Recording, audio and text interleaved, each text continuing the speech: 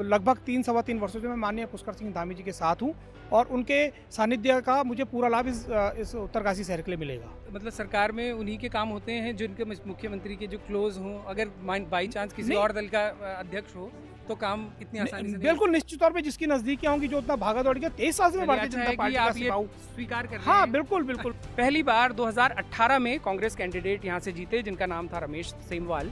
उनके कार्यकाल में कई जो भी चीज़ें हुई, चाहे वो पॉजिटिव हुई नेगेटिव हुई, जो पॉजिटिव हुई उसका श्रेय आज कांग्रेस बीजेपी में से कौन लेगा, ये अभी हम दोनों प्रत्याशियों से समझेंगे, क्योंकि वो अब कांग्रेस छोड़ भाजपा में चले गए हैं और इसीलिए उनके कार्यकाल के दौरान जो गलत चीज़ें हुई या जो आरोप लगे उनका अब बर्डन अकाउंटेबिलिटी का किस पे होगा, ये भी हम दोनों प्रत्याशियों से पूछेंगे।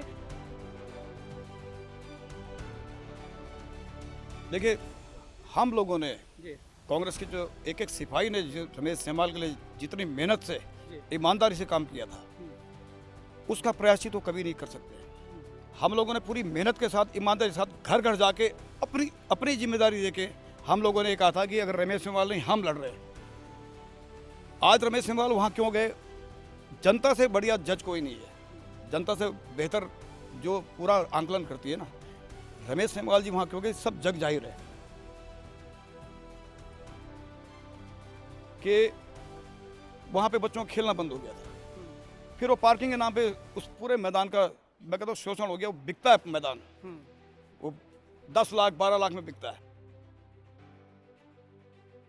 नगर पालिका की यहाँ की जो कमाई है वो सालाना लगभग 60 लाख के करीब होती है और जबकि खर्चे जो हैं वो तकरीबन 10 करोड़ के करीब होते हैं। तो ये जो है इसको कैसे, आपके पास क्या विजन है इस एक बड़ी जो मेजर क्लियरली दिख रही है आमदनी अठन्नी खर्चा रुपया वाली जो बात नगर पालिका झेल रही है, उससे टैकल करने के लिए? जिस कचरे की हम लोग बात कर रहे हैं, आप भी इसको जानते होंगे, भारत देश के अंदर कई ऐसे राज्य हैं, कई ऐसी नगर पालिकाएं हैं जहां उस कूड़े से बहुत अच्छा राजस्व कमाया जाता है। अगर मैं शिमला की बात करूं तो शिमला में जो है वहाँ की कचरे से जो इलेक्ट्रिसिटी पैदा करके उसको बेचा जाता है, उससे राजस्व आता है। आप वो कचरा केवल कचरा नहीं है, वो एक बहुत बड़ा जरिया हो सकता है अगर आपकी सोच सही है और अगर आप एडमेंट होकर उसको सोचें तो वो उस कचरे से आप, अभी मैं आपको बताता हूँ कि उस कचरे को हम जहाँ उस प्लांट को स्थापित करें, हम उसके कचरे से उसका प्लास्टिक अलग करके और उस कचरे से जो है हम खाद बना सकते हैं। लेकिन बहुत सारी संपत्तियां हैं नगर पालिका की, जो संपत्तियां बहुत कम और 20 रुपये 30 रुपये 40 रुपये वाले सब मासिक रेंट पे लोगों के पास एक तरह से कब्जे हैं। क्या उनको छुड़ाने का कोई या उनके रेंट बढ़ाने का या इस तरह का कोई रोड मैप है? पिछले ही व्यक्ति जिनके बारे में मैं बता रहा था, जो कांग्रेस के टिकट पर जीते थे और अब भाजपा में चले गए हैं, उनके कार्यकाल में एक आरोप ये भी लगता है कि ऐसी जगह, ऐसी संपत्ति पर नगर निगम के, नगर पालिका के पैसे से भवन निर्माण कर दिए गए, जो बाद में पता चला कि यूपीसीएल की जगह थी। वो पूरी की पूरी प्रॉपर्टीज अब कंट्रोवर्शियल बन के डंप हो रही हैं, उसमें लाखों रुपए खर्च हो गए। एक मस्जिद बहुत पहले से यहाँ बनी हुई है, उस मस्जिद के प्रशासन ने ही जो दस्तावेज प्रोवाइड करवाए हैं उसके अनुसार वो लीगल बताई जाती है। तो इसको आप मानते हैं कि वो मस्जिद लीगल है और उस पर कोई इस तरह की दंगा वाली, मतलब अगर मस्जिद लीगल है तो कोर्ट उसका तय करे, उस पर किसी को कोई आपत्ति नहीं है, लेकिन सड़क पर अगर उसके इर्द गिर्द सांप्रदायिक तनाव होता है, आप एक लाइन में इसको सही या गलत क्या मानते हैं? देखिए, मैं आपको एक बताऊं, मैं तो एक बहुत सरल इंसान हूं। मैं कभी ये नहीं मान के चलता कि ये भाजपा के आदमी है, मैं कांग्रेस का आदमी हूं। अगर मेरा इनसे काम पड़ेगा मैं कल इनके पास भी आऊँगा। बाहर के लोग आए, उन्होंने यहाँ आके रैलीज करी, उसमें कुछ ऐसे देश के ऐसे विधायक भी पहुँचे दूसरे राज्यों के, जो जाने ही इस वजह से जाते हैं कि वो जहाँ भी जाते हैं उनके पीछे एक सांप्रदायिक खाई क्रिएट होती चली जाती है। देखिए, इस पे मुझे बहुत ज़्यादा नहीं कहना है, मुझे कहने में कोई संकोच नहीं है। निश्चित मुझे मेरे संबंधों का लाभ मुझे ही नहीं मिलेगा, इस पूरे शहर को उसका लाभ मिलेगा और आज जनता इस चीज़ को समझ रही है, जान रही है।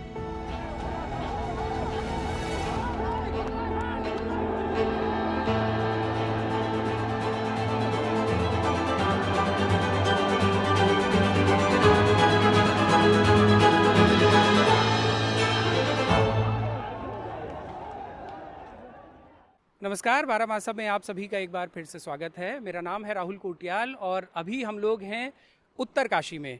बारामासा की निकाय चुनावों के सहारे आपको तमाम अलग अलग नगर पालिकाओं और नगर निगमों के जो दमदार दावेदार हैं उनसे मिलवाने की ये जो श्रृंखला है ये जारी है। आज हम लोग बाड़ाहाट नगर पालिका के जो दमदार दावेदार हैं उनसे आपकी मुलाकात करवाते हैं। मेरे बाएं तरफ हैं बीजेपी से जो कैंडिडेट हैं किशोर भट्ट जी। किशोर जी, आपका बहुत बहुत स्वागत सबसे पहले बारामासा। आपका बहुत बहुत धन्यवाद, बारामासा ने मुझे यहाँ पे बुलाया।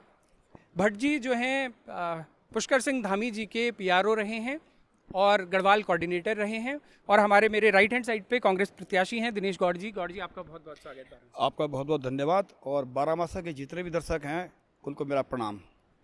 और कांग्रेस और बीजेपी के अलावा एक और दमदार दावेदार की श्रृंखला में यहाँ पर एक व्यक्ति और हैं जिनका नाम है भूपेंद्र चौहान, जो निर्दलीय यहाँ से चुनाव लड़ रहे हैं। और आश्चर्य की बात ये भी है कि सिर्फ 3 ही प्रत्याशी बाड़ाहाट कॉन्स्टिट्यूंसी से इस बार चुनाव लड़ रहे हैं। हमने उनको भी आमंत्रण दिया था, उन्होंने आश्वासन भी दिया था कि वो आएंगे, लेकिन वो नहीं आए। कांग्रेस और बीजेपी के जो दोनों कैंडिडेट्स हमारे साथ हैं, दोनों पहली बार चुनाव मैदान में हैं। हालांकि भूपेंद्र चौहान एक बार पहले भी इस नगर पालिका के अध्यक्ष रह चुके हैं। अब बड़ी इंटरेस्टिंग ये नगर पालिका है। किस तरह, क्या यहाँ के लोकल इश्यूज़ हैं, क्या यहाँ के मुद्दे हैं, इस चर्चा में उन तमाम चीज़ों को समझेंगे। ओपनिंग रिमार्क लेकिन पहले दोनों से लेते हैं। सर, ओपनिंग रिमार्क में एक लाइन का सवाल है। आपका बाड़ाहाट की लगभग 12,000 के करीब के वोटर्स हैं, माफ़ कीजिएगा 22,000 के करीब के वोटर्स हैं। एक लाइन का बस सवाल है कि लोग आपको अध्यक्ष के तौर पर क्यों चुने? देखिए, मैं सबसे युवा प्रत्याशी हूँ, पहली बार चुनाव लड़ रहा हूँ, और पूरा शहर पूरा जनपद जानता है मैं बहुत ईमानदारी से काम करता हूँ। पिछले 23 वर्षों से भारतीय जनता पार्टी की निष्पक्षता के साथ मैंने राजनीति करी है, और लगभग 3-3.25 वर्षों से मैं माननीय पुष्कर सिंह धामी जी के साथ हूँ, और उनके सानिध्य का मुझे पूरा लाभ इस उत्तरकाशी शहर के लिए मिलेगा। जी, मेरा आपसे भी वही सेम सवाल, एक लाइन का सवाल, कि जनता आपको अध्यक्ष क्यों चुने? देखिए, मैं आपको बताना चाहूँगा, मैं एक सिविल इंजीनियर भी हूँ, जी। मैं एक प्लानिंग का आदमी हूँ, एक विज़न लेके चलता हूँ, और मेरे अंदर एक अनुभव है क्योंकि मैंने बड़े प्रोजेक्ट्स में काम किया हुआ है। उत्तरकाशी जो नगर पालिका है ये छोटी नगर पालिका है, और इसमें बहुत मैं लोगों के बीच गया और जो उनके समस्याएं और उनका समाधान भी ढूंढ रहा हूँ। और जब मैं लोगों के बीच में जा रहा हूँ तो लोग मुझे अप्रिशिएट कर रहे हैं, और वो इस बात को मान रहे हैं कि एक अनुभव और एक योग्य व्यक्ति को इस पालिका में बैठना चाहिए। ठीक है, मैं थोड़ा सा कंटेक्स्ट अपने ऑडियंस को बताऊं। बाड़ाहाट का अगर एक हम क्रोनोलॉजी देखें तो 1918 में यहाँ जो है सबसे पहले सैनिटेशन कमेटी बाड़ाहाट की बनी थी, जब अंग्रेज़ों के गुलाम भारत हिंदुस्तान हुआ करता था उस दौर में। 1958 में ये नगर पालिका बनी। यहाँ पर निर्दलीय प्रत्याशियों का बोलबाला रहा है अगर हम क्रोनोलॉजी में समझें। हालांकि उनमें से अधिकतर जो यहाँ पर बाद निर्दलीय प्रत्याशी चुने गए, उनमें से कई, आज की डेट की अगर बात करें तो कई पूर्व अध्यक्ष जो हैं वो भाजपा में शामिल हो चुके हैं, और कम्युनिस्ट भी कभी यहाँ से नौटियाल जी का एक बड़ा नाम रहा, जो कमलाराम नौटियाल जी यहाँ 2 बार अध्यक्ष रहे। उनके दौर में यहाँ पर कई सारे काम हुए, उन पर भी बात करेंगे कि उनके दौर में जो निर्माण हुए उनकी आज क्या स्थिति है। और ये क्रोनोलॉजी मैं इसलिए बता रहा हूँ क्योंकि पहली बार 2018 में कांग्रेस कैंडिडेट यहाँ से जीते जिनका नाम था रमेश सेमवाल। उनके कार्यकाल में कई जो भी चीज़ें हुई, चाहे वो पॉजिटिव हुई नेगेटिव हुई, जो पॉजिटिव हुई उसका श्रेय आज कांग्रेस बीजेपी में से कौन लेगा, ये अभी हम दोनों प्रत्याशियों से समझेंगे, क्योंकि वो अब कांग्रेस छोड़ भाजपा में चले गए हैं, और इसीलिए उनके कार्यकाल के दौरान जो गलत चीज़ें हुई या जो आरोप लगे उनका अब बर्डन अकाउंटेबिलिटी का किस पे होगा, ये भी हम दोनों प्रत्याशियों से पूछेंगे। तो पिछली बार, पहले मैं आपसे ये जानना चाहता हूँ कि पिछले कार्यकाल में कई चीज़ें ऐसी हुई, उनमें से एक तो ये है जो हम जहां हम अभी शूट कर रहे हैं गंगा के किनारे, राइट हैंड साइड का जो पहाड़ है वहां पर कूड़ा, क्योंकि इस नगर पालिका का कूड़े का निस्तारण एक बड़ी समस्या रहा है। उस कूड़े के निस्तारण के लिए कोई प्रोजेक्ट आया था और उसके ज़मीन के समतलीकरण के अलावा वो उससे आगे नहीं बढ़ा। उस पर कई तरह के सवाल उठे। उसके बाद सवाल उठे कि जो रामलीला मैदान है उस पर हरी घास उगाए जाने के लेकर के लाखों रुपए खर्च किए गए, लेकिन उसके बाद आज उस घास का क्या हुआ, वो एक तस्वीर वायरल होती है जो ब्लैंक, कोई चालाक टाइप का व्यक्ति जब एक तस्वीर बेचने के लिए बोलता है कि ये एम.एफ. हुसैन साहब की पेंटिंग है, एक ब्लैंक पेपर को, और ख़रीदने वाला उससे पूछता है कि घास कहाँ है, वो उदाहरण के तौर पे बताता है कि घोड़ा घास खा रहा है, ये पेंटिंग है, लेकिन घोड़ा और घास दोनों पेंटिंग से गायब होते हैं। कुछ वैसा उदाहरण रामलीला के यहाँ मैदान का है कि घास गायब है लेकिन लाखों रुपए उस पर लग गए। ये जो पिछले कार्यकाल में जो चीज़ें हुई, वो व्यक्ति आज आपकी पार्टी के सदस्य हैं, संभवतः आपके लिए कैंपेन भी कर रहे होंगे। उस पर ये जो दो मुद्दे मैंने बताए, इन दोनों इश्यूज पर आपका क्या कहना है? मैं उनसे भी जवाब लूंगा। देखिए, मैं पहले दिन से ही, जी। जब से मैं अपने चुनाव अभियान में उतरा हूँ, मैंने कभी किसी का विरोध नहीं किया। हम्म, सिंबॉलिकली मैं कहता हूँ सबसे, आपसे भी कह रहा हूँ कि यहाँ क्या क्या हुआ। और आज तो जनता, मैं कल ही कहीं नारा सुन रहा था कि 15 साल तो धोखा है, अब दो एक मौका है। तो ये यहाँ हुआ है, इसमें कोई दो राय नहीं है। नगर पालिका में जो काम होने चाहिए थे पिछले 15 वर्षों का एक बहुत बड़ा लंबा गैप हुआ है। और रही बात इससे पूर्व के अध्यक्ष की, तो उनको जब वो 2019 में चुने गए तो वो कांग्रेस के प्रत्याशी थे, और उनको जो वोट पड़ा वो कांग्रेस के प्रत्याशी के रूप में उस समय उन्होंने वोट लिया। और मेरी उनसे भी बात हुई तो 4 साल लगभग, वो या 4.25 साल तक करीब करीब भारत कांग्रेस में रहे।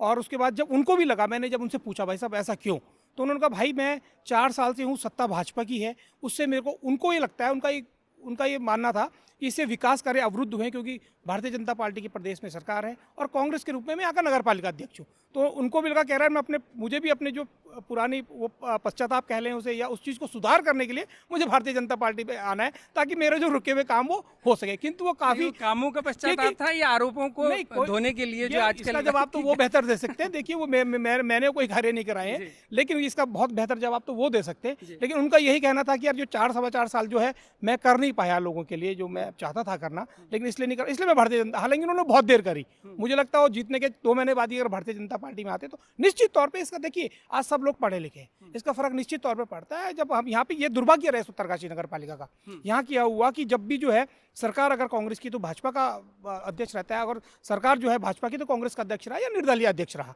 तो उस कारण यहाँ वास्तव में विकास एक बहुत बड़ा रोड़ा बना रहा। ठीक है, मेरा वही सवाल आपसे भी, क्योंकि आपकी पार्टी से पहली बार किसी ने खाता खोला था बाड़ाहाट नगर पालिका का चुनाव जीतने का, अध्यक्ष पद का। पहले वो व्यक्ति थे जो अध्यक्ष चुने गए कांग्रेस के, और इतने तरह के आरोप लगे, चाहे वो कूड़े निस्तारण के केंद्र को लेकर के हों, चाहे वो रामलीला मैदान को लेकर के हों।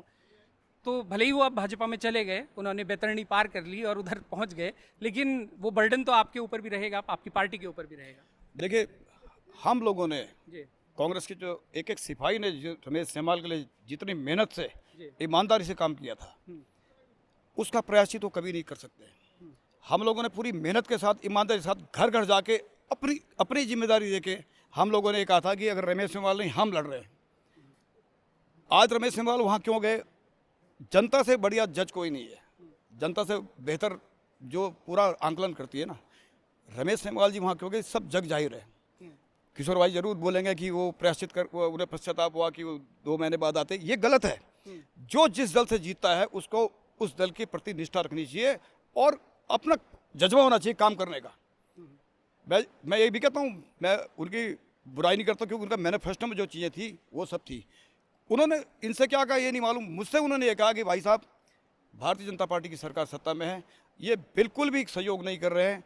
मैं कहता हूँ कि देखो, जनता के लिए भाजपा को, स्टेट के लिए उसी जनता ने भाजपा को वोट दिया, स्थानीय निकाय के लिए उसी जनता ने रमेश सेमवाल को वोट दिया, कांग्रेस को वोट दिया। तो लेकिन जनता किसकी है? ये हमारी है ना जी। हम लोग उसी जनता के बीच से हैं, हमें उसके लिए काम करना चाहिए, उसके भले के लिए काम करना चाहिए। ठीक है, आज रमेश सेमवाल जीत गए थे तो थोड़ा सहयोग कर लेते। वो हमेशा ये कहते रहे कि मेरे को सहयोग नहीं मिल रहा है। और ये एक सबसे बड़ी बात बताऊं, एक बहुत बड़ा काम नहीं था ये जो कूड़ा निस्तारण वाला काम था। उससे पहले मैं बताऊं कि उन्होंने घास लगाई ग्राउंड में, उससे नुकसान थोड़ा ये हो गया कि वहाँ पे बच्चों का खेलना बंद हो गया था। फिर वो पार्किंग के नाम पे उस पूरे मैदान का, मैं कहता हूँ, शोषण हो गया। वो बिकता है मैदान, वो 10 लाख 12 लाख में बिकता है। वहाँ पे जो पौराणिक हमारे जो सांस्कृतिक कार्यक्रम होते हैं, उनको तक जो है इस बार परमिशन लेनी पड़ी। सबसे बड़ा दुर्भाग्य, सैनिक मेला नहीं हुआ हमारा। जो पूर्व सैनिक है बेचारे, जो पूरे देश की सेवा करते हैं, उनका मेला नहीं हो पाया। क्यों? कि ठेकेदार को मेला, वो मैदान बेच दिया गया। मैं तो किशोर भाई से भी कहूँगा, अगर आप जीत गए तो निश्चित तौर पे ये चीज़ें किसी व्यक्ति के हाथ में नहीं दे देना। ये चाहे भले ही नगर पालिका के पास इसकी कमान रहे, ताकि कल अगर वहाँ पे गोपाल मणि जी की कथा होती है तो उनको मिन्नतें न करनी पड़े डीएम साहब के आगे और दूसरे के आगे। दूसरी बात, कूड़ा निस्तारण की बात मैं बताता हूँ। कूड़े के लिए नगर पालिका अध्यक्ष, उसको डंपिंग जोन आप देंगे ना, ट्रेंच डाउन की जगह सरकार देगी उसको। सरकार को उसका सहयोग करना चाहिए था। पिछली बार एक जगह तो अलॉट हुई थी ना, बिल्कुल जिस पर 2 करोड़ से ज्यादा रुपए खर्च किए गए, लेकिन वहां पर आज कुछ भी नहीं मिलता है। मैं वो कांग्रेस पार्टी के मैं- सिंबल मैं- पे जीते मैं हुए आ रहा व्यक्ति हूँ के उस बात पे। कार्यकाल पर हुआ। मैं आप बता रहा हूँ, हमारा नगर पालिका अध्यक्ष था, जी। लेकिन तामाखानी में जो कूड़ा पड़ता था, माँ गंगा के ऊपर से आप कूड़ा डाल रहे हैं, आज भी पड़ रहा है। हम्म, हम लोगों ने हमारा ही वो था, अध्यक्ष था, लेकिन हम उसके खिलाफ तामाखानी में धरने पे कम से कम 3 बार बैठे हैं।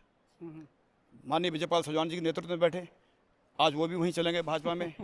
तो आप लोग यहाँ विधायक विहीन, पूर्व विधायक विहीन, मेरी पूर्व नगर समझ में ये पालिका नहीं आया, अध्यक्ष मेरी विहीन हो समझ में ये नहीं आया कि आप लोग उस पार्टी को जिसको माँ कहते थे, आप क्यों छोड़ के चले गए? देखो ऐसा होता है ना, कई बातें, सत्ता है, आज सत्ता में है, कल विपक्ष में भी रहना पड़ेगा ना। हर चीज सत्ता से नहीं जोड़नी चाहिए। तो ठीक है, चलो मैं इश्यूज पे मैं जी, अभी अब एक बार फिर से मैं एक बार फिर से इश्यूज पे आऊंगा। कूड़े में कूड़े वाले इशू पे भी आएंगे क्योंकि वो बड़ा इशू है यहाँ का। लेकिन उससे पहले आप दोनों से एक सवाल ये कि शैलेंद्र भाई हैं हमारे, शैलेंद्र गोदियाल जी उत्तरकाशी के बहुत रेप्यूटेड जर्नलिस्ट हैं, उनकी कई रिपोर्ट्स यहाँ पर, जिन रिपोर्ट्स के बाद पालिका में कई पॉजिटिव कदम भी उठाए गए। उन्हीं की एक रिपोर्ट के हवाले से मैं बता रहा हूँ कि नगर पालिका की यहाँ की जो कमाई है वो सालाना लगभग 60 लाख के करीब होती है, और जबकि खर्चे जो हैं वो तकरीबन 10 करोड़ के करीब होते हैं। तो ये जो है इसको कैसे, आपके पास क्या विजन है इस एक बड़ी जो मेजर क्लियरली दिख रही है आमदनी अठन्नी खर्चा रुपया वाली जो बात नगर पालिका झेल रही है, उससे टैकल करने के लिए? देखिए, चूंकि अभी तक जितने भी लोग रहे उनका सिर्फ ध्यान ठेकेदारी प्रथा पे कहूँ तो उस पर रहा ज़्यादातर इस तरफ, क्योंकि ये विकास की सोच है कि कैसे हम नगर पालिका की आय को बढ़ाएं।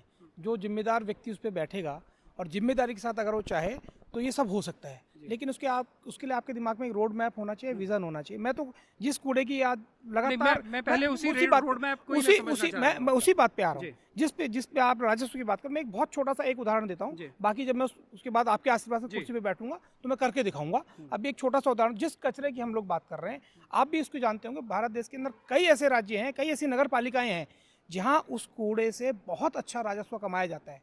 अगर मैं शिमला की बात करूं तो शिमला में जो है वहाँ की कचरे से जो इलेक्ट्रिसिटी पैदा करके उसको बेचा जाता है, उससे राजस्व आता है। आप वो कचरा केवल कचरा नहीं है, वो एक बहुत बड़ा जरिया हो सकता है अगर आपकी सोच सही है, और अगर आप एडमेंट होकर उसको सोचें तो वो उस कचरे से आप, अभी मैं आपको बताता हूँ कि उस कचरे को हम जहाँ उस प्लांट को स्थापित करें, हम उसके कचरे से उसका प्लास्टिक अलग करके और उस कचरे से जो है हम खाद बना सकते हैं। उस खाद को हम चाहें, वो पालिका बोर्ड तय करेगी, उस खाद को हम चाहें तो आसपास के गांवों को निःशुल्क दे सकते हैं। उस खाद को हम चाहे, अगर लार्ज अमाउंट में बल्क में हम पे पैदा बनती है तो उस खाद को चाहे हम बेच भी सकते हैं। कहने का मतलब एक बहुत छोटा सा मैंने आपको एक उदाहरण दिया, जिस कचरे पे इतना रोया जा रहा है उस कचरे से भी रेवेन्यू और अर्निंग हो सकती है। ठीक है, आपका भी, मैं इसी पॉइंट पे रेवेन्यू वाला जो ये सवाल है, इस पर आपका भी रोड मैप या आपकी जो प्लानिंग, जो अगर कुछ आपके दिमाग में है वो ज़रूर बताइए पहले। देखिए, बहुत बड़ी समस्या नहीं है कूड़े का निस्तारण। नहीं, कूड़ा का निस्तारण नहीं, ये मेरा सवाल ये था कि आमदनी कम है पालिका की, आमदनी सालाना 60 लाख है, खर्चे करोड़ों में हैं, इतने सारे सैकड़ों लोग काम करते हैं, उनकी तनख्वाहें हैं, तो आमदनी को लेकर के, राजस्व बढ़ाने को लेकर के क्या रोड मैप है? देखिए, मैं आपको बता रहा हूँ, ये पर्वतीय क्षेत्र के जो नगर पालिकाएँ हैं, यहाँ की आमदनी बहुत ज़्यादा नहीं बढ़ा सकते हम लोग।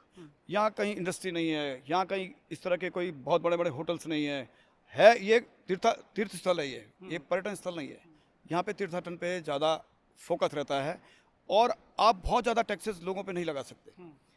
तो मैं आपको सच्चाई बता रहा हूँ, आप हों या मैं हूँ, किशोर भाई हो, कोई भी वहाँ बैठेंगे, अगर हम लोगों पे टैक्स लगाना शुरू करेंगे बहुत ज़्यादा, तो उनकी इतनी आमदनी नहीं है कि हम उससे, छोटे छोटे होटल हैं यहाँ पे। लेकिन पालिका के जो मैं आप उस पे आ रहा हूँ, बिना सरकार की मदद के ये तय है कि वो नहीं चल नहीं सकता। और जो बजट एक नगर पालिका को मिलता है वो मिलता ही है। नगर विकास के लिए जो बजट आता है सरकार आवंटित करती है, वो कोई भी सरकार हो, वो भारतीय जनता पार्टी हो, वो कांग्रेस हो, उसने देना ही देना है वो पैसा। उस पैसे को आप रोक नहीं सकते। हाँ, तो मतलब निर्भर रहते हैं राज्य से जो पैसा आएगा उसके ऊपर। लेकिन बहुत सारी संपत्तियां हैं नगर पालिका की, जो संपत्तियां बहुत कम और 20 रुपए, 30 रुपए, 40 रुपए वाले सब मासिक रेंट पे लोगों के पास एक तरह से कब्जे हैं। क्या उनको छुड़ाने का कोई, या उनके रेंट बढ़ाने का, या इस तरह का कोई रोड मैप है? पिछले ही व्यक्ति जिनके बारे में मैं बता रहा था, जो कांग्रेस के टिकट पर जीते थे और अब भाजपा में चले गए हैं, उनके कार्यकाल में एक आरोप ये भी लगता है कि ऐसी जगह, ऐसी संपत्ति पर नगर निगम के नगर पालिका के पैसे से भवन निर्माण कर दिए गए, जो बाद में पता चला कि यूपीसीएल की जगह थी, वो पूरी की पूरी प्रॉपर्टीज अब कंट्रोवर्शियल बन के डंप हो रही हैं, उसमें लाखों रुपए खर्च हो गए। अब ये जनता तय करेगी कि ये कांग्रेस के टिकट पर जीतकर भाजपा में जा चुके उन पूर्व विधायक जी के जितने भी काम है उसका बर्डन दोनों पार्टियों में से कौन लेने को तैयार होगी, लेकिन ये एक फैक्ट है। तो इस तरह से जो प्रॉपर्टी से रेवेन्यू आया जा सकता है, क्या उसके बारे में आपने कुछ सोचा है? देखिए, मैं ये कहता हूँ कि अगर उन्होंने गलत किया है, जी। मुझे लगता नहीं उन्होंने कहीं गलत किया है। अगर उन्होंने गलत किया होता तो कुछ ना कुछ उनके खिलाफ कार्रवाई सरकार की तरफ से होती। वो सरकार में चले गए, वॉशिंग मशीन में धुल के बाहर निकल गए हैं, तो अगर उन्होंने सब चीज़ें गलत की है, कंट्रोवर्शियल हुआ है, तो उसके खिलाफ कार्रवाई क्यों नहीं हुई? मैं निश्चित तौर पर बता रहा हूँ, इसमें कांग्रेस भाजपा का नहीं है। अगर कोई आदमी गलत काम करता है तो पर आप तो दोनों बातें कह रहे हैं, आप ये भी कह रहे हैं कि गलत नहीं किया तो वॉशिंग नहीं, मशीन की मैं क्या जरूरत? इसलिए कह रहा हूँ क्योंकि उनके खिलाफ कार्रवाई नहीं हो रही है, इसका मतलब उन्होंने कुछ गलत नहीं किया। अच्छा, पर फिर आपने वॉशिंग मशीन का उदाहरण क्यों दिया? वॉशिंग मशीन का उदाहरण इसलिए दिया कि कहीं ना कहीं हाँ। कुछ ना कुछ गड़बड़ है। अच्छा, मैं ये रेवेन्यू वाले सवाल पर आपके पास भी आता हूँ कि ये जो प्रॉपर्टीज़ हैं जिन पर कब्जे हैं, और ये आरोप एक नहीं कई पूर्व अध्यक्षों पर लगे हैं कि उनके समय में निर्माण होते हैं और नज़दीकियों को वो प्रॉपर्टीज़ औने पौने पैसे में या कब्जे पे दे दी जाती है, और कब्जेधारी जो हैं वो कई प्रॉपर्टीज़ पर बैठे हुए हैं। क्या वो रेवेन्यू जनरेशन का एक सोर्स हो सकता है, आप ये मानते हैं, अगर उन प्रॉपर्टीज़ को फ्री करवाया जाए और उनसे रेंट प्रॉपर्ली लिया जाए? बिल्कुल, मुझे लगता है जैसा आप मुझे बता रहे हैं, क्योंकि मैंने आपको पहले भी कहा था, मैं एक बिल्कुल अभी मेरा जीवन का ये पहला चुनाव है, जी। तो मैं एक समय फ्रेश हूँ और मेरी एक पूरी अच्छी और साफ़ सुथरी छवि भी है और सोच भी है। क्योंकि ये जो लोग भी पहले रहे हैं, ये कभी सभासद भी 2-2 3-3 बार रहे हैं, फिर नगर पालिका के अध्यक्ष भी बने। यही नहीं, आप केवल रमेश सिम्हाल जी की बात करें, इसके अलावा भी जो अन्य अध्यक्ष रहे पहले, जो आज वर्तमान में भी अध्यक्ष पद के दावेदार हैं, जिनको आज आपने बुलाया भी था और संभवतः वो क्यों नहीं आए, वो तो आप उनसे पूछिएगा। ये मैं डायरेक्टली नहीं, मैं उनको, लेकिन अब इसके थ्रू मैसेज दे दूं कि देखिए, अगर आप यहाँ होते तो जो आरोप आपके कार्यकाल पर लग रहे हैं उस पर बात रखने का आपके पास स्पष्ट मौका था, और आपने आश्वासन दिया, फिर आप नहीं आए, ये थोड़ा सा अखरता है। आप पहले बता देते कि आप टाइम के व्यवस्थाएं, समझा जा सकता है कि चुनाव है तो व्यवस्था होगी ही, लेकिन अगर आप क्लियरली बता देते तो हम इस सेगमेंट को दूसरी तरह से करते, किसी और तरह से प्लान करते। लेकिन अब ये है कि अब जो भी आरोप आप पे हैं उन पर सफाई का मौका आप चुके हैं। और रही बात इसकी, तो उसका बिल्कुल निश्चित तौर पे अगर ऐसा हुआ है तो उसका संज्ञान लिया जाएगा, और उस पर अगर कोई कार्रवाई करने वाली बात होगी तो वो भी निश्चित रूप से की जाएगी। ठीक है, मैं आगे बढ़ूंगा कुछ और मुद्दों की तरफ, लेकिन उससे पहले एक ज़रूरी सवाल आप दोनों लोगों से। पिछले कुछ समय में उत्तरकाशी ने राष्ट्रीय सुर्खियां बटोरी और उसके कारण कुछ बहुत अच्छे नहीं रहे। यहाँ पर मस्जिद का एक विवाद हुआ जिसके चलते सांप्रदायिक तनाव भी पैदा हुआ। उस इशू पे आप दोनों लोगों से कमेंट में ज़रूर चाहूँगा, क्योंकि आप प्रथम नागरिक होंगे इस नगर पालिका के, जो भी चुने जाएंगे उस व्यक्ति का उस मुद्दे पे जो इतनी कंट्रोवर्सी हुई, एक तरह से लड़ाई झगड़े दंगे की नौबत बनी, उस पर आपका उस मुद्दे के बारे में आपका क्या कहना है, आपका क्या स्टैंड है? आप जीतते हैं तो उस दिशा में क्या काम करेंगे ताकि सांप्रदायिक सौहार्द बना रहे? देखिए, मैं तो इतना ही कहूँगा इस पर कि जो है कि हर किसी कीमत पे आपसी सद्भाव बना रहना चाहिए। उसके लिए मुझे जो भी प्रयास करना होगा मैं आने वाले समय में निश्चित रूप से करूँगा। बस आपको बस इतना ही कहना है इस पर? जी, आपसे भी मैं चाहूँगा इस पर। देखिए, मैं तो ये मान के चलता हूँ कि सबसे बड़ा धर्म इंसानियत का धर्म है, और वो और इसमें मैं बता रहा हूँ, जो ये सब कुछ हुआ, ये शहर बहुत शांत शहर है। हम लोग अलग अलग दल के हैं, लेकिन हमारे आपसी जो संबंध है वो बहुत वैसे संबंध है, प्रगाढ़ संबंध है। उस दिन मैं सीधा सीधा प्रशासन की फेलियोरिटी मानता हूँ। अगर प्रशासन थोड़ा सा विवेक से काम लेता है, उन लोगों को जो एक रूट मैप दिया गया था, वो उस रूट मैप में जाना चाह रहे थे, और अगर वो चाह रहे थे कोई बड़ा अधिकारी आके उनसे ज्ञापन ले, तो ये सब कुछ नहीं होता। आ जाते हैं, क्या दिक्कत है भाई? जनता आपकी भी है। 2 मिनट के लिए वो शायद मेरे ख्याल से जिलाधिकारी महोदय को बुलाना चाह रहे थे या कप्तान साहब को बुलाना चाह रहे थे, तो मैं कहता ये बहुत बड़ा कोई इशू नहीं था। वो एक अपना कार्यक्रम कर रहे थे, लोकतांत्रिक तरीके से कार्यक्रम कर रहे थे, और उन्होंने अपना कार्यक्रम किया। लेकिन वहाँ पर जो है एक थोड़ा सा ये सब मिसकम्युनिकेशन की वजह से ही सब हुआ। लेकिन आप एक पुराने नागरिक हैं, आप डिटेल में यहाँ की चीज़ों को जानते हैं। एक मस्जिद बहुत पहले से यहाँ बनी हुई है, उस मस्जिद के प्रशासन ने ही जो दस्तावेज प्रोवाइड करवाए हैं उसके अनुसार वो लीगल बताई जाती है। तो इसको आप मानते हैं कि वो मस्जिद लीगल है और उस पर कोई इस तरह की दंगा वाली, मतलब अगर मस्जिद इलीगल है तो कोर्ट उसका तय करे, उस पर किसी को कोई आपत्ति नहीं है, लेकिन सड़क पर अगर उसके इर्द गिर्द सांप्रदायिक तनाव होता है, आप एक लाइन में इसको सही या गलत क्या मानते हैं? देखिए, मैं पहली बात बताता हूँ जी भगवान राम का मंदिर बना, जी, किसने फैसला दिया?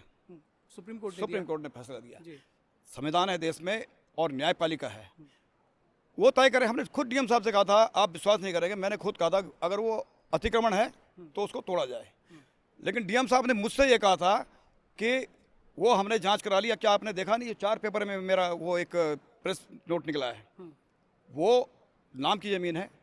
तो जब वो ये सब चीज़ें हो गई थी तो मैं समझता हूँ कि एक अननेसेसरी उस चीज़ को उठाया जाना चाहिए। और उत्तरकाशी की जनता में आप पूछ लेना, उत्तरकाशी की जनता कभी नहीं चाहती कि हमारे शहर में सांप्रदायिक सौहार्द बिगड़े। हमारा आपस का बहुत अच्छा सौहार्द है। जी भट्ट जी, मैं ये इसी पे आपसे थोड़ा सा और विस्तार से जवाब चाहूँगा, क्योंकि ये क्रूशियल इशू है और इस बात को मेरे को कहने में कोई गुरेज नहीं है कि बीजेपी की जो पॉलिटिक्स है उसके इर्द गिर्द ये वाले इश्यूज ज़्यादा बढ़ते हैं, बनते हैं। इसलिए मैं एक लाइन से ज़्यादा इस इशू पे जवाब चाहूँगा। जैसे उन्होंने कहा कि जो अधिकारी हैं उन्होंने क्लियरली ऑफिशियली आके ये कहा कि मस्जिद के पेपर्स वैलिड हैं, लीगल हैं। उसके बाद जिस तरह की कंट्रोवर्सी है, जिस तरह की पॉलिटिक्स यहाँ हुई, कुछ बाहर के लोग आए, उन्होंने यहाँ आके रैलीज करी, उसमें कुछ ऐसे देश के ऐसे विधायक भी पहुँचे दूसरे राज्यों के, जो जाने ही इस वजह से जाते हैं कि वो जहाँ भी जाते हैं उनके पीछे एक सांप्रदायिक खाई क्रिएट होती चली जाती है। देखिए, इस पे मुझे बहुत ज़्यादा नहीं कहना है जी। और बस मैं इतना परमात्मा से भी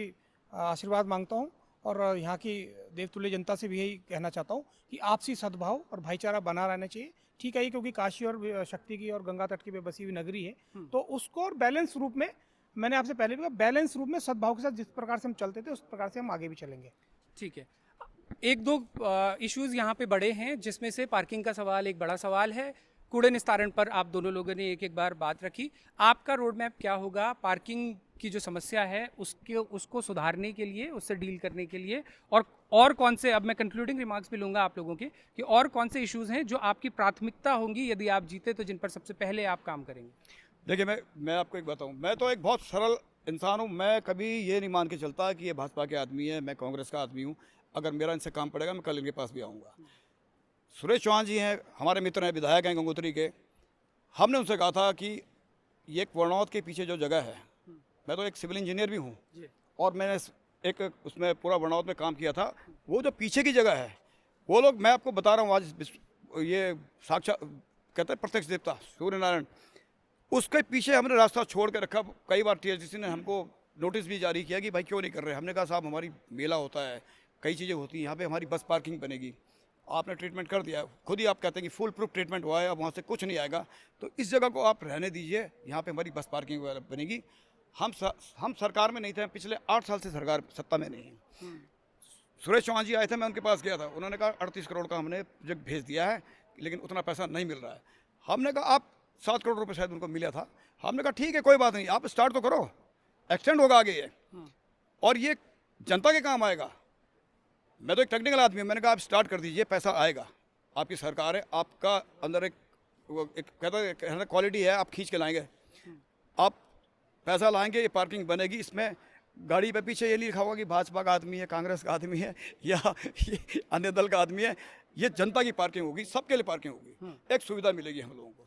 तो मैं, और दूसरा एक आपका कंक्लूडिंग, बस आपका अंतिम, अब मैं रैप करेंगे इंटरव्यू को, अगर आप चुनाव जीते तो आपकी प्राथमिकताएं क्या होंगी, आपके शॉर्ट टर्म प्लान्स क्या होंगे, जिस पर तुरंत आपको लगता है कि जीतने के पहले ही साल में काम करने की ज़रूरत है, और लॉन्ग टर्म प्लान्स क्या होंगे जिन पर लंबे 5 समय के लिए काम करने की ज़रूरत है, और कुछ ऐसी चीज़ें आपके दिमाग में अगर हों जो आपको लगता है कि मुझे ऐसे कुछ काम करने हैं कि आने वाले 20 साल तक भी मेरे कार्यकाल को याद रखा जाए? जी, मैं आपको बताना चाहता हूँ कि फर्स्ट प्रायोरिटी जो गंगा माँ के ऊपर कूड़ा पड़ रहा है, उसको वहाँ से हटवाना है, क्योंकि उसकी जो बरसात और गर्मियों के टाइम जो बदबू सामने जुशाड़ा वालों को दिखती है ना, वो बहुत तकलीफ होती है इनको।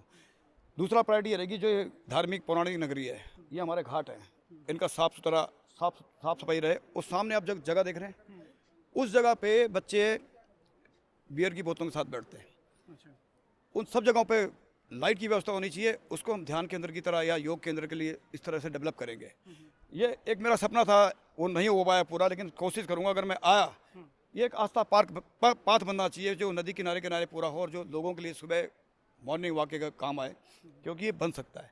पीछे एक जगह छोटी है, बहुत तामाखानी के पीछे बहुत बड़ा पार्क वहाँ पे डेवलप कर सकते हैं, क्योंकि हमारे यहाँ पार्क नहीं है। दिनेश कुमार जी शहीद थे हमारे उत्तरकाशी के, पहले कारगिल शहीद, उनका एक पार्क है, वो अस्त व्यस्त हालत में है। हमने कहा उसको बढ़िया बनाएंगे और जो पूर्व सैनिक है हमारे उन्हीं के हैंड ओवर करेंगे, आप इसकी देख रेख करें।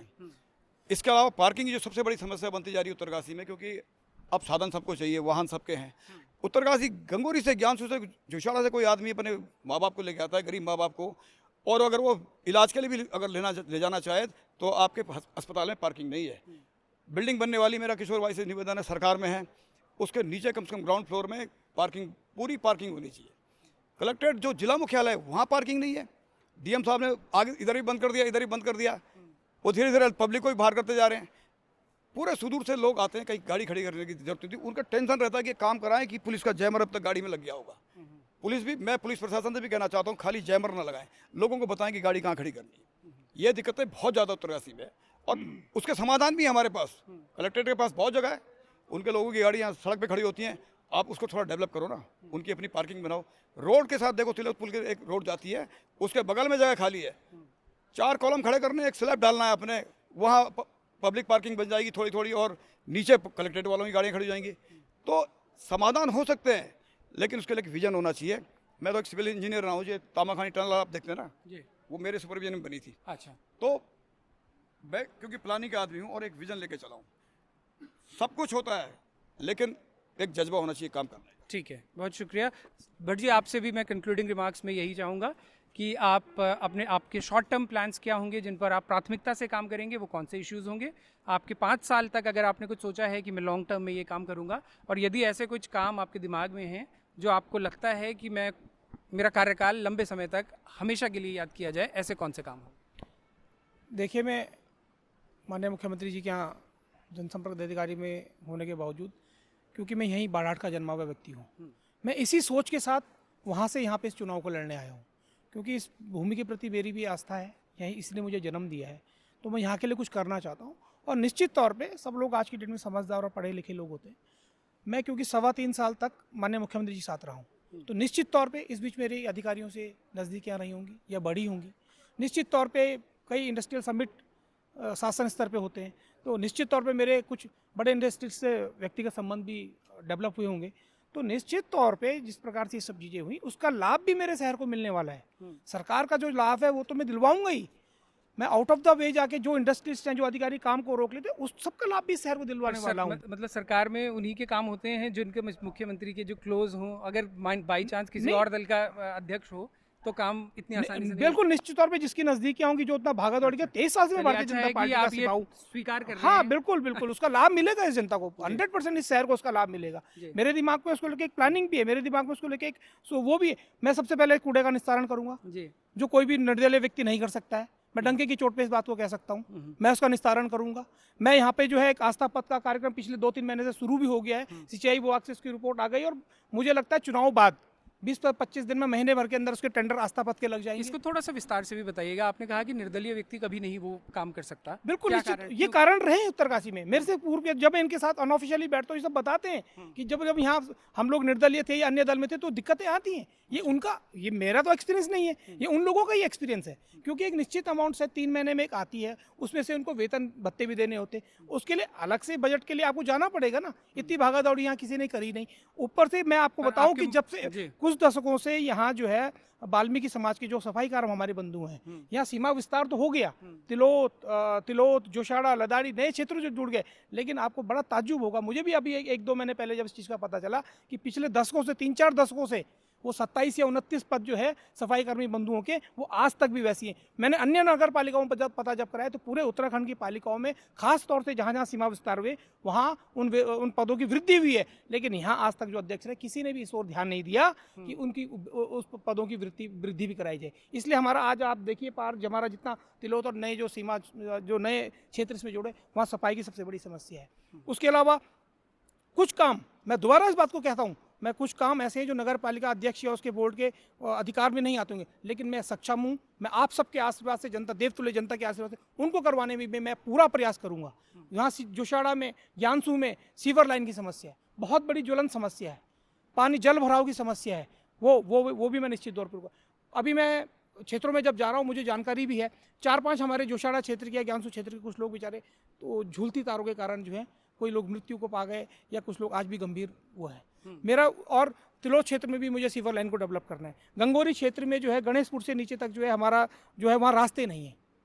मुझे तो बड़ा ताज्जुब होता है जब मैं क्षेत्र में रोज जा रहा हूँ, जाता ही हूँ, तो पालिका ने आज तक इस प्रकार के मतलब रास्ते तक डेवलप नहीं। जो नगर पालिका की मूलभूत काम होता है, स्ट्रीट लाइट, रास्ते, नाली, वो तक नहीं ये लोग दे पाए। और मैं आज आपके 12 मासे के सामने वचन करके जाता हूँ, आप मुझे यहाँ से चुनिए, जो नगर पालिका का मूलभूत काम है वो तो मैं करूँगा ही, उसके अलावा भी बढ़ चढ़ के मैंने जैसा आपको पहले बताया, मुझे कहने में कोई संकोच नहीं है। निश्चित मुझे मेरे संबंधों का लाभ मुझे ही नहीं मिलेगा, इस पूरे शहर को उसका लाभ मिलेगा। और आज जनता इस चीज़ को समझ रही है, जान रही है। अब मैं चाहता हूँ, मैं आप सबसे, आपके चैनल के माध्यम से सबसे हाथ जोड़ के विनती करता हूँ, इस शहर के विकास में, इस शहर के विकास के लिए आज अपने बेटे को, अपने बच्चों को एक बार वोट का आशीर्वाद दीजिए।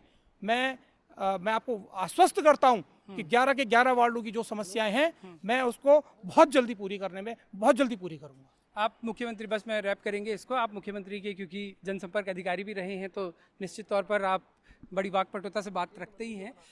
जिस तरह से लेकिन आपने ये कहा कि मुख्यमंत्री कार्यालय से काम करवाने में आपको आसानी होगी, संबंधों के चलते आसानी होगी, वो एक व्यवहारिक बात है। मुझे बहुत अच्छा लगा कि आपने उस व्यवहारिक पक्ष को रखा बिना किसी लाग लपेट के।